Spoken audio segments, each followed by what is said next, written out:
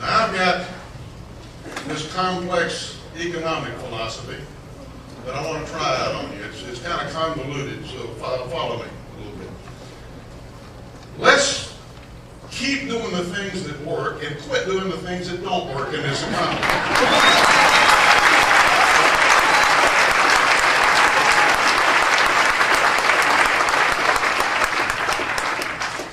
Lower taxes and tax rates that encourage people to get out and work and invest and do the things we say that we want them to do works. It's been proven time and time again. The administration came into office, the recessionary phase was on the way. Then we had the dot-com bubble burst. Then we had the Wall Street scandals. Then we had September 11. All things that could really, really hurt an economy. But in tax cuts in 2001, tax cuts 2003, people went to work, invested, innovated, created. We've had 22 successive quarters of economic growth in this country. We proved again, back in 1920, during the Kennedy administration, during the Reagan administration, and once again in this administration. Unemployment down at the level used to be considered full employment. Jim Miller can tell you about that. A few years ago, low inflation, good economy, even the deficit as a percentage of our economy is within historical norms. It's not that high. So that's what works. That's what works. We need to move on and learn that lesson and move on from it and take the next lesson. We have the second highest corporate tax rate in the industrialized world.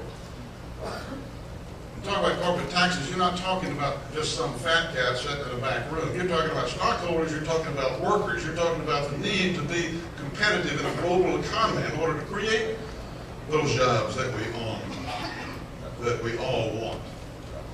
We are only one of two nations that hasn't reduced its corporate tax rate since 1994. It should be reduced at least to 28% in this country.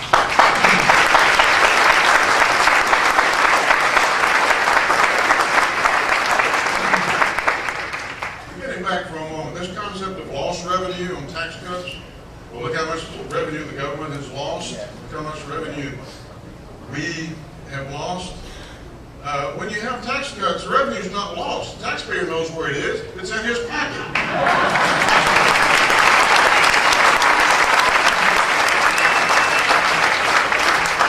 And he uses it to save, invest, or buy things, and all those other things, on which just about all of them are taxed again by the government. And one of the reasons why we had the highest revenue intake, I think one day in April this last April, and any time in the history of the country. But of course, there's that other side, things that are not working. What is not working is the longer term picture. Not that long, but the fact that it's not immediate and immediately on our watch and not going to affect us maybe tomorrow, the day after tomorrow, does not resolve the issue. We are locked into a mandatory spending cycle now that's going to bankrupt the nation if we can continue on the same pattern. It's just that simple. Every economist in the country that takes a look at it, it's halfway objective. Every government official, David Walker over at the Government Accountability Office, everybody uses the word unsustainable. Unsustainable, the path that we're on. We are blessed with the fact that we're living longer, healthier lives. One of the reasons is because regardless of the cost, which is an issue we can talk about another day, but we have the best health care in the world, and we should never forget that.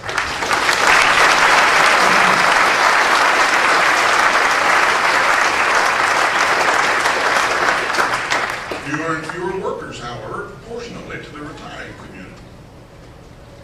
So we are in danger, if we don't do some things differently, of changing a blessing into a curse for the next generation. And I think we're better than that. I don't think that we're going to do that. Now, Discretionary spending, of course, is always an issue. The pork barreling and the earmarks and all that get a lot of publicity as well. They should. It's an activity that needs to have the whistle blown on it each and every occasion. But it's really the tail of a much bigger dog. Discretionary spending in general, where our military resources come from. Only spending 4% of the budget now, thereabouts, as far as our military is concerned. We're going to have to do better than that in the future.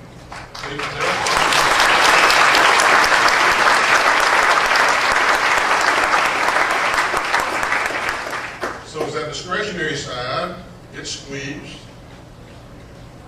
we think back to prior times when our nation was in conflict. In fact, the discretionary side of the budget was reduced drastically. Not in this case. I think I read where in the Korean War it was reduced 25% in 1 year. On the discretionary budget, not us. Guns and butter for us. All the way. All the way. But again, this discretionary part is a smaller and smaller and smaller part of the issue. We must look at the mandatory part. There are things that we can do now that doesn't have to hurt anybody, and it will be much, much better than on the sustained path, where if we do nothing, it's going to hurt everybody. We can have the same level of Social Security benefits, for example, and adjust the cost of living increases to cover inflation, benefits plus inflation, would solve the problem in probably 75 years on Social Security. It's just one example. And yet, you don't hear much talk about it. But with this out there looming over our head, threatening to eat up our entire budget, if you extend it out over the years, there are those who are their agenda is to let the tax cuts expire, doing the one thing, depriving us of the one thing that is fundamental to work our way out of these fiscal problems, and that is economic growth in this country. It would set economic growth back in this country. And while we're talking about growth and competition, while we're at it, we've got to address the fact that we have the least efficient tax code in the world. It's a mess. We got to address it. We've had commission and advisory panel one after another, come up with recommendations about the way we can consolidate these various programs. Simplify the tax code, put it on the back shelf, not given any real consideration because we can't agree on those things. As we fight with each other in Washington over all things, large or small, don't come together on any fundamentals anymore. As if we didn't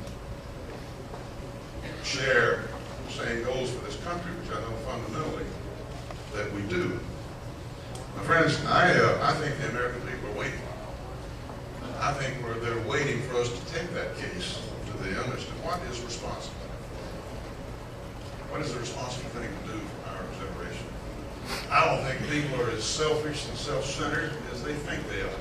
I think politicians would be willing to take a risk a little bit every once in a while. You'd be amazed at how well that turns out for you, even politically.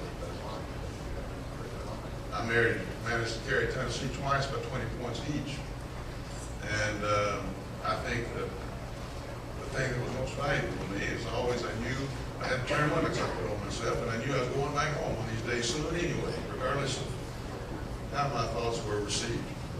Not out of a sense of a brashness, but it's out of a sense of a freedom to speak what you believe to be the truth. My friends, I see us as a nation of free people in a free country that rewards work and innovation. A good nation that takes care of those who can't take care of themselves. And that includes our own children, our own grandchildren, and those yet to be born. In this country, we are steeped in the tradition of honor and sacrifice for the greater good. The greater good today is the continued prosperity of this nation. I would think that that's a very good reason to be a member of this organization. And I can tell you, it's the very best reason to run for President of the United States. Thank you very much.